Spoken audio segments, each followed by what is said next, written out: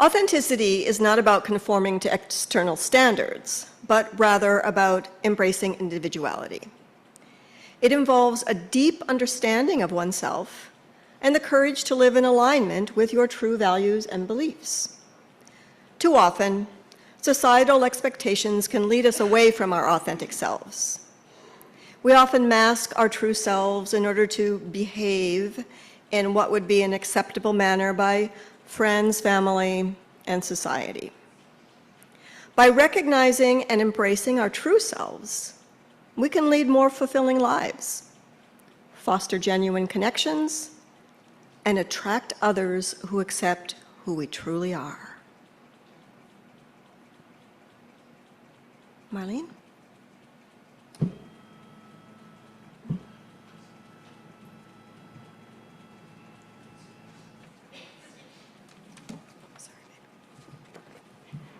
Good morning. I'm Marlene Hickman, and I'm here today to make a fashion statement.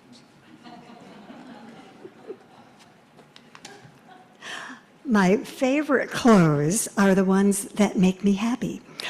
And this dress came from a vacation in St. Croix, where my late husband and I joined dancers from everywhere to dance English and contra dancing. And there, a local entrepreneur tempted us all with some lovely dance dresses. And this one, I love it. It twirls, it has pockets. And it just happens to be created in two of my long list of favorite colors. Now it gets compliments on the ballroom dance floor, a new venture. I don't see it, but I brought a picture of my Victorian ball gown. There it is, it's posted. And my late husband, Jerry, was the dance master at the Victorian Ball at the Country Club. But I got my picture on the front page of the paper while I was dancing with a friend doing a waltz. But as you can see, Dance Master Jerry was thoroughly enjoying showing off his attire. I've always loved pretty clothes. When I was in high school, I used my babysitting money to buy beautiful fabric that I could sew into all the styles that I wanted. I suspect that my enjoyment of colors and beautiful objects is a DNA link with my mother. She began indulging her love of pretty clothes and jewelry after she retired, and she began buying treasures from church bazaars. We found egg cartons under her bed, and each one was filled with a unique color of earrings and jewelry to match. And she also had, I think, 3 or 4 wardrobe boxes filled with polyester dance suits, or they were pantsuits, not dancing. And I'm sure that all her gatherings made her happy. And I'm certainly enjoying her collection of antique colored glass, which picks up sunlight in my living room. Colors, whether in clothing and in everything else I see, fills me with joy. After my cataract surgery, I was amazed to see the intensity of the colors in my house and in my neighborhood. And I had to keep blinking my tears away. Feeling joy and seeing beauty, along with the joy when I dance and I sing, and when I am with all of you in this beloved community, helps me from feeling despair. And that is a very good thing.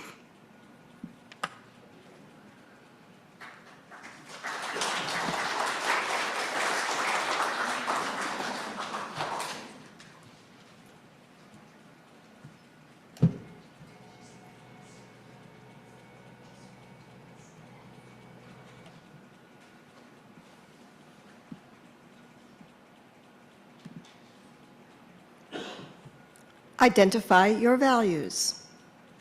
At the core of authenticity lies a clear understanding of your values. What matters most to you? Define your core values and let them guide your decisions and actions. Aligning your life with your values is a powerful way to ensure authenticity in all aspects of your life.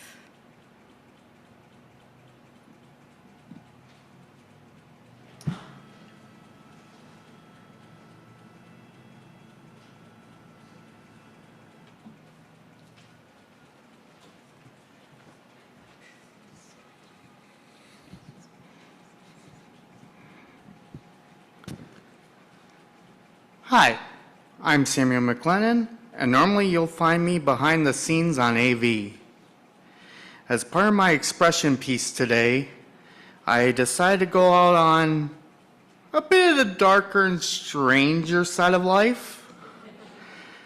Growing up, it didn't take me long to realize I was a bit of an outsider among peers.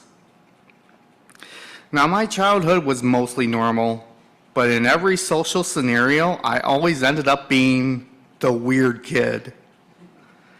I suspect that among the fellowship, that experience isn't all that uncommon. Though I could never piece it together as a kid, I always had some sort of fascination with the macabre. Every time I watched a movie, or played a game, or read a book, I always seemed to gravitate towards the darker aspects of the story. As I got older, I ended up becoming isolated enough to not even know too much about the so-called dark or goth scene or even new wave, but still it found me. My favorite soundtrack as a teenager always ended up being Shadow's theme from Sonic Adventure 2, which, considering my audience, I'm probably the only one that heard it. But that's all it took to prepare me, ever slowly, for the obsession with that subculture. Unfortunately, as I was so isolated and self-conscious back then, I never would have thought of expressing myself as you see me today. Even now, I still sometimes struggle with self-expression. But lo and behold, it was a random undertaking of college, courses in music, that would change me forever. I wouldn't have known it then, but that sparked a love of all things art and expression and creativity that I've always had and could never take back. I just had to embrace myself and who I am. And though it became a journey of hard-earned self-reflection, I not only became a force within the ways of the Gothic and the dark musically, but also a model of it. My love for the art and music went hand in hand with the love of the style and fashion. And I came to the realization that everything I do came with a flair for the theatrical. So I stand before you. I stand as a testament, a statement of an artist who, even tucked away behind the scenes working at tech in the morning, yearns for just a little bit of the night.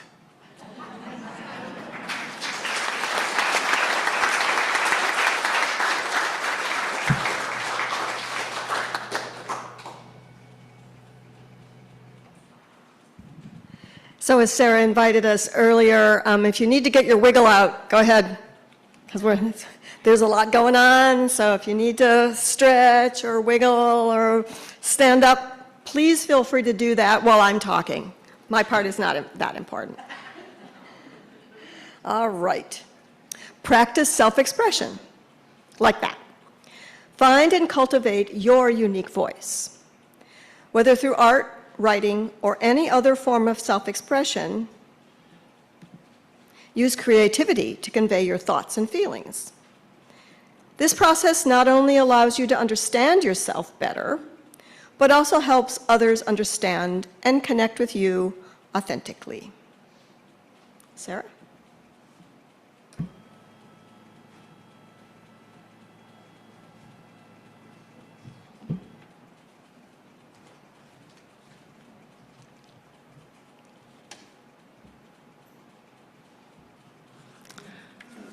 I'm Sarah Clavet. As a child, I had a clear sense of what I wanted to wear to school. It should be comfortable, not scratchy, have pockets, and be green or brown. My frustrated mother called me her little wren.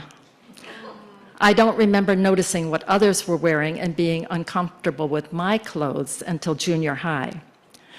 That year at Sleepaway Church Camp, I moved from the little kids' camp side of the lake to the teen camp side of the lake. I packed my usual play clothes, shorts and t-shirts. All the other girls were wearing teen casual, pedal pushers, and blouses with buttons and collars. Think Doris Day. How embarrassing to be dressed like a child.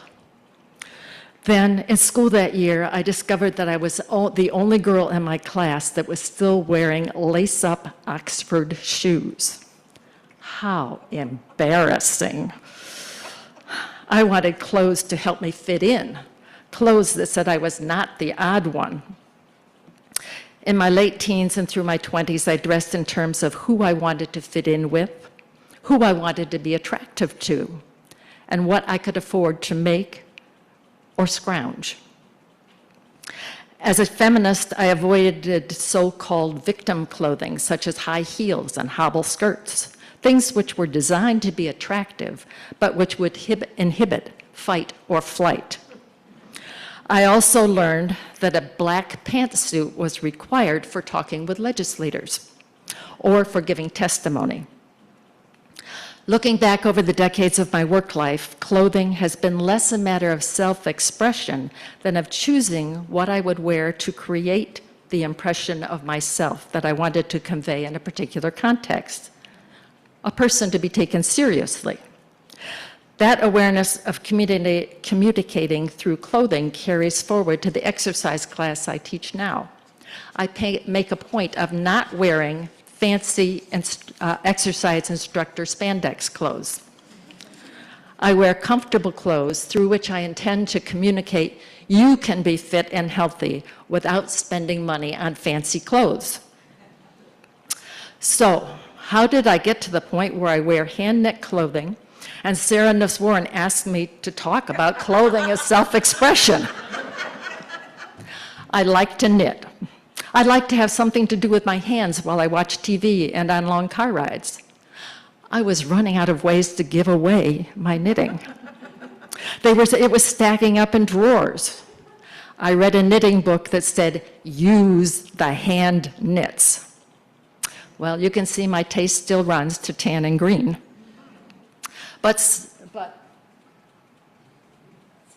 And monochromatic.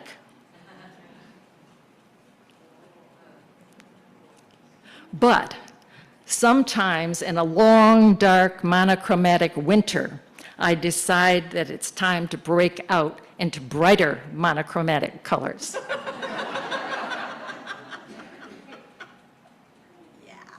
Oops, that's something that doesn't go there.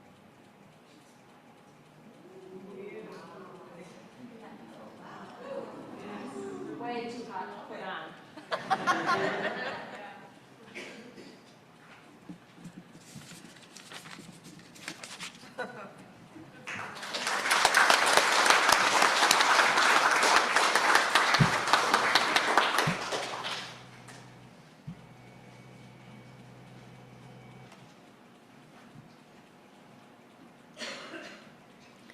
Do not succumb to fear of judgment. The fear of judgment can be a significant obstacle to authenticity. Overcoming this fear involves shifting your focus from external approval to self-approval.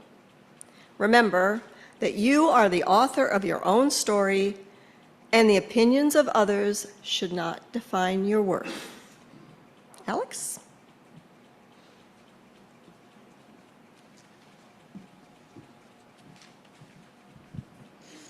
Hi y'all, I'm Alex Sonoris.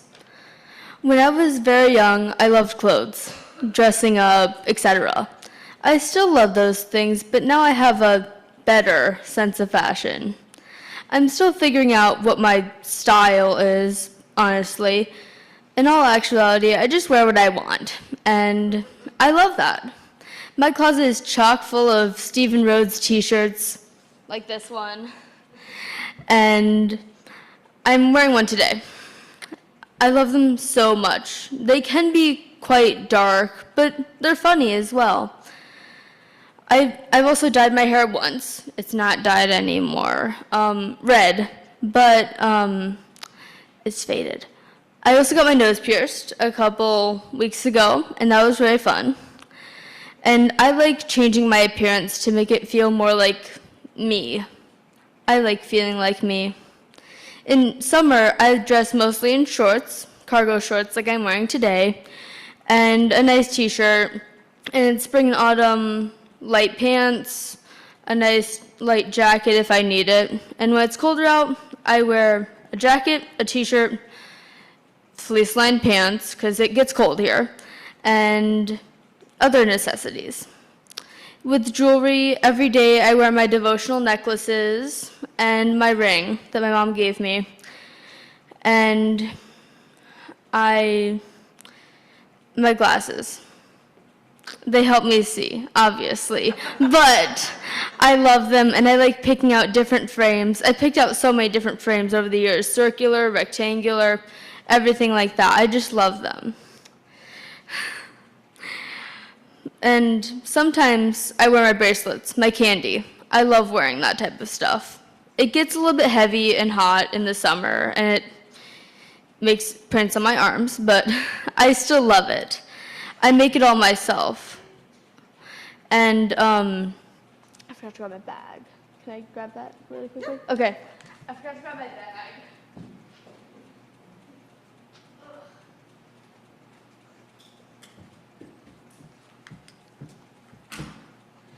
As you can see, my bag is very heavily decorated. It has keychains, pins, everything that you could think of, honestly. There are so many things on it that I like. They're important to me, specifically like my Black Lives Matter pin, my gay pins, and other stuff like that. But I also have my interests on there, like my house pin, right there, House MD. I don't know why. I also have X-Men stuff on there. I love it so much. And it helps me as well. But yeah, thank you all for listening to me ramble.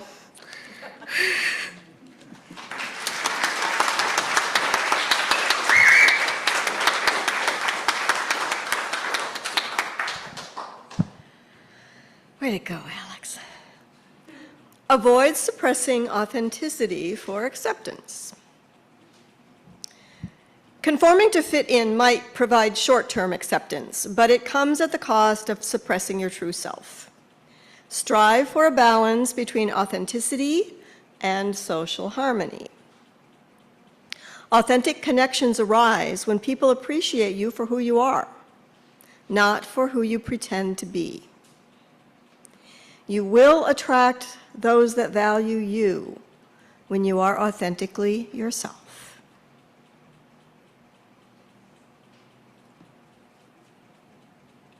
Laura?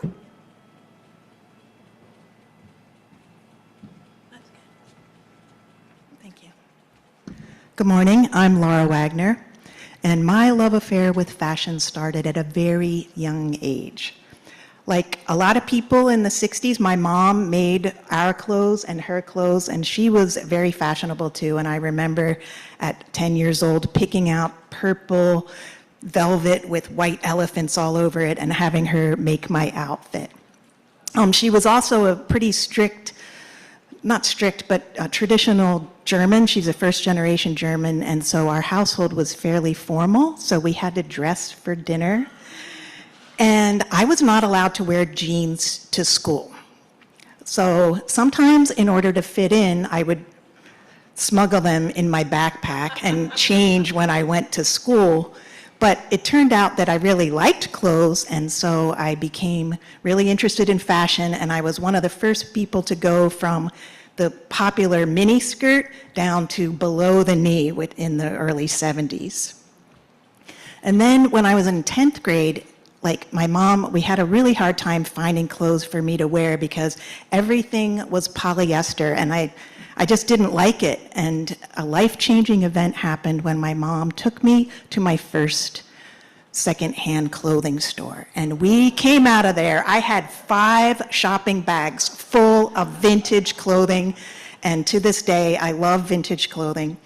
And I went to college, and my closet just burst with stuff. And I got kind of really wild with my clothing, and then matching my eye makeup to match whatever clothing I had on, and really being wild. And it could have been just a desperate cry for attention, which I'm sure it was, but it also was just fun. And a lot of people came up to me during my college years saying that they really appreciated how wild and uninhibited that I was with my clothing and kind of my behavior, because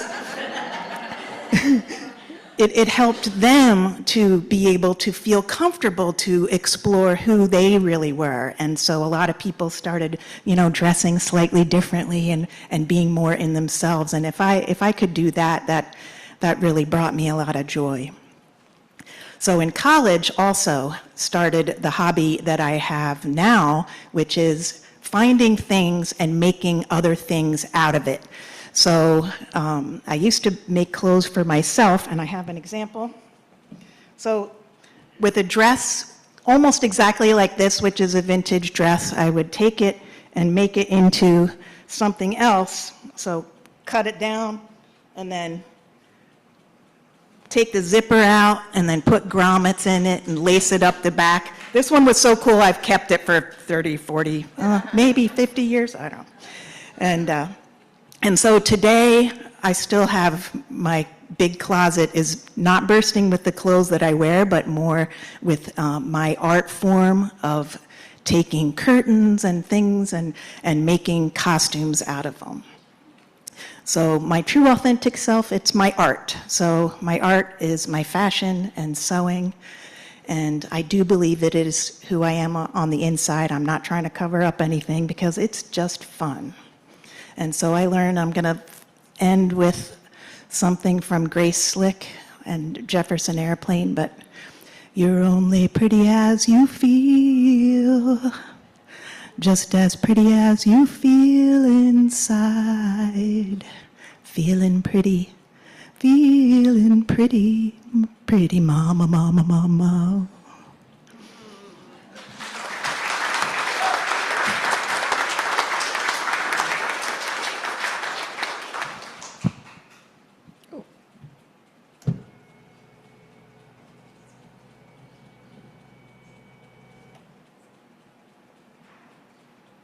Vulnerability. Authenticity requires vulnerability. It's about breaking down barriers and allowing others to see the real you. Embrace vulnerability as your strength, not a weakness. It fosters genuine connections with others who appreciate you for who you truly are. I have to say, I didn't know what any of these people were going to say, and I'm just like gobsmacked. Thank you all so much. It was so eloquent and expressive and authentic. So now's the time to show our appreciation for this fellowship. Accordance with our values and the stirrings of our heart, we invite you to support our fellowship's missions with your financial contributions. The ushers will pass the plates. We appreciate and welcome your donations with deep gratitude. Thank you.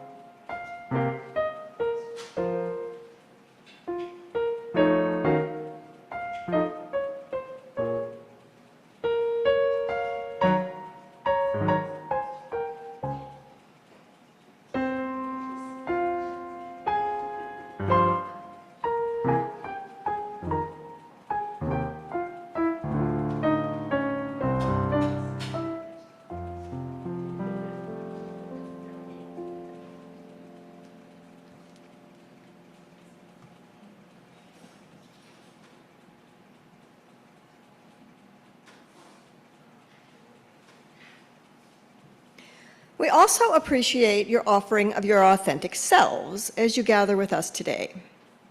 We invite you now to participate in a parade of self-expression. So please, everybody, if you're able, get up, circle around the sanctuary, however you want to do it. We're Unitarians. You can walk, prance, dance. Share your gift of self-expression with all to more of the waltz song.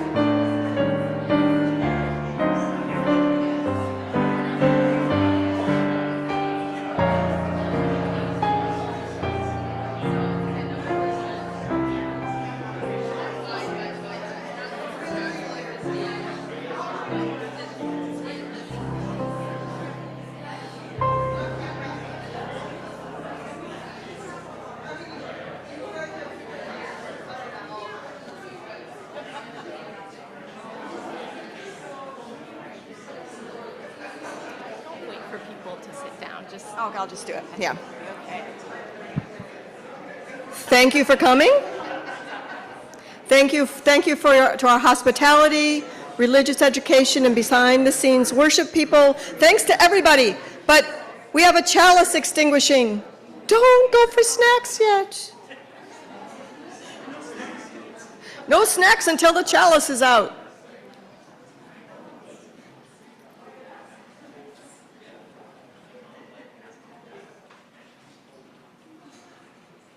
Embracing authenticity is a courageous journey of self-discovery and self-expression. Remember, the world needs the unique and authentic you. Celebrate your individuality and let authenticity be the guiding light on your path to a more fulfilling life. And we'll close the service today with a closing excerpt from Merry Go Round.